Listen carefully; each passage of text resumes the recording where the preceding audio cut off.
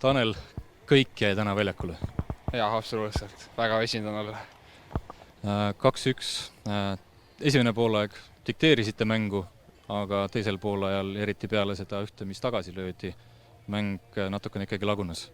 Jaa, et hakkasime palliga väga rapsima, et rünnaku faasis olid liiga lihtsalt palli eksimused. Et eespool oleks pidanud paremini toimetama palliga. Kaitses ka mitut puhku sellist ohtlikku segadust, ei mõistnud seal siis kaitseliin ja keskväli üksteist, aga hingestatud esitusega oli see häälestus peale seda Nõmme Kaljult saadud kolakat ikkagi õige.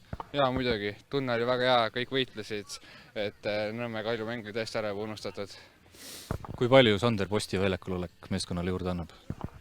Väga palju. Ikkagi kogemustega mees on ja nagu näha, siis esimene poolek tegi väga ilusa karistuslöögi. Eks ta ikka nagu annab seda head energiat edasi meile. Järgmine seeria ei ole üldse lihtne. 2 korda Flora, korra kodus, korra võõrsil. Mis sa sellest mängust ootad? Oled Flora vastu päris mitu korda mänginud.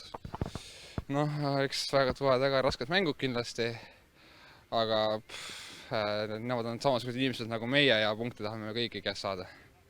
Aitäh sulle, Tanel, ja naudi võitu!